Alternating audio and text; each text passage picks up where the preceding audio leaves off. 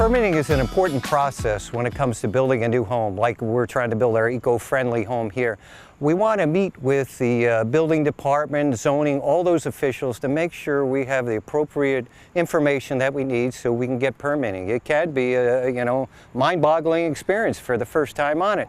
So why don't you join me as we walk through the process. We're going to meet Don Lucas here. He's the building inspector here at Old Saybrook, our town. And he'll kind of walk us through the process, not just the building, but also, hey, zoning and some other conforming things that have to go along with the process. So please join me and we'll go see Don. Hey, Don. Hi, Dave. Good to see you. You got your plans? Yes, I do. Do you mind sitting down and reviewing them? No, let's take a look. All right, you're a busy man. Look at all the stuff out here. There's always something going on, huh? Yeah, for a small town, it's kind of unique here where you do all the inspectings, right? Anything on the building, electric, plumbing, whatever, insulation, all those, you take care of yourself, huh? A lot of the small towns, a lot of the small municipalities, it's a one-man operation. They just don't have the budget to support more than one inspector. I know I call you the building inspector, but what does that involve? What's the actual task that you typically get involved in on like a day-to-day basis? Well, my job is to administer and enforce the state building code. And that runs the whole gamut from doing a plan review to answering questions, reviewing drawings for compliance, going out doing field inspections, meeting with the contractors, meeting with the homeowners, resolving issues, resolving conflicts. Someone might not understand a particular requirement of the code and why it's in the code.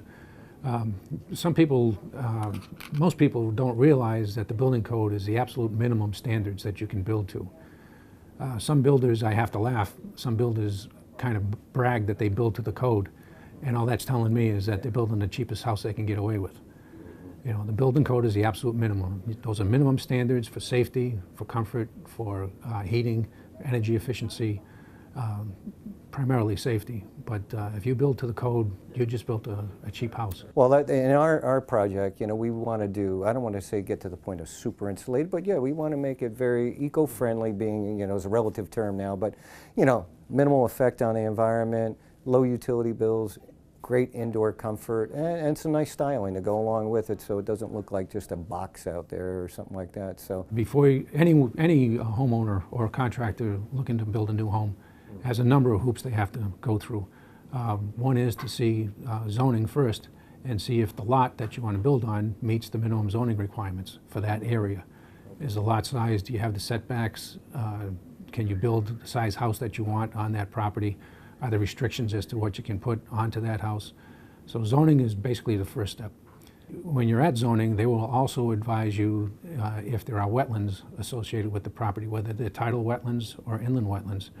And if there are inland wetlands, you have to go before the Inland Wetlands Commission if there's activity that's going to impact the buffer zone. Once you've cleared and got the approvals from those departments, then we are actually the last stop. If you've gotten this far, it's so to speak easy. Don, what are some other things that you could say that a builder needs to be aware of or know about before starting this process here? He really needs to be familiar with the code. He really behooves him to buy a copy of the code and open it up and sit down and go through it. If he's not familiar with the area, if he's coming in from out of state, and now this is the first time he's working with the codes adopted by the state, he really needs to take the time and get familiar with the code. Maybe these are the minimum standards we're going to be looking for, so he needs to start with that. Needs to get familiar with local conditions, the soil conditions.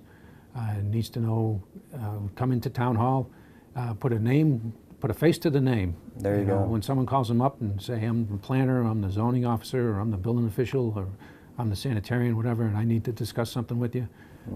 You've already established somewhat of a relationship just by putting your face in front of his face. A building contractor, somebody come in, do they need to be licensed to build a home if they're hiring it out? So anyone constructing a new home has to have new home licensing. And anyone doing any kind of repair work on your home needs to have a home improvement contractor's license or has to be a licensed tradesman, a plumber, electrician, HVAC technician. They'll have their own license and that covers the home improvement. But someone coming to put a roof on, someone coming to hang new cabinets in your house, that's a home improvement contractor and they need to have a license by Consumer Protection. Yeah, so this is the house we're thinking about building. We're just kind of going back and forth, thinking. You can see we want to take some Solar renewables panels. there. Yep. Yeah, that all makes sense. We're also going to try to get in some solar thermal for water heating as well. You know, when I open these plans, the first thing that catches my eye is this bathtub over here in this little alcove. These windows around the bathtub, they're going to have to be tempered glass. Oh, that's a good point. Yeah. Anything less than 60 inches high above the tub drain has to be a tempered panel.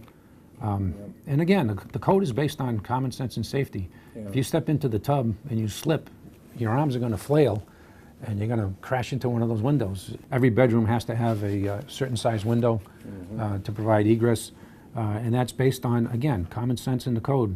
The window's got to be large enough for a firefighter to get inside with the full pack on, throw a ladder against the building, open the window, whether he has to take the window out with an axe or if he can maneuver the window, operate the window, open the window, get in, do a search, see if there's a victim inside, and possibly bring that victim out. One thing that frequently gets missed is we'll see that an electrician has forgot a smoke detector in a certain area. So we'll remind them as we're doing a rough framing inspection. The electrician will be starting his work, and we'll have a conversation with the electrician and just say, you know, you really ought to, where do you plan on doing your AC/DC smokes? We'll look at the placement of the mechanical equipment. Architects, and I don't want to criticize architects, but architects are notorious for putting mechanical equipment in areas that are horrendous for servicing. So we look at all of those aspects. Well, this has been some very helpful here, John. Some great information, and just following through. Is there any resources or websites that either it be a builder or a prospective home builder would go to help educate them on this process, or maybe even building code stuff? Well, most towns have a municipal website now, and they'll have the zoning regulations, they'll have the zoning maps, they'll have the flood maps. Most of them will have the flood maps on it. They'll have the hours of the operation for the departments. They'll advise you of who's on the wetlands commissions and who's the sanitarian or what health district they might be in. So I would start with the town website and begin, if you have a virgin piece of land and think about looking at building a house on that land, look at the zone that it's in, see if that lot meets the zoning requirements, and if the house that you're proposing would fit and meet the setbacks. You know, that's a place to start. Well, thanks, Don, for your time. Again, it's been most helpful, and look forward to I'll bring those plans to you. We'll review them as we get closer. A little more documentation on there. Yeah, So that'd be awesome. great.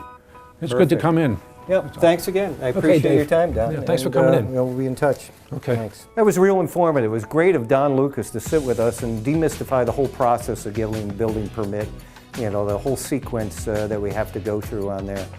Hey, stay with us. Our next episode, we're going to go visit with the architect, and we're going to talk about the building envelope, all the different ways of wall construction and ways to do that, super insulation versus standard and all that. So stay with us.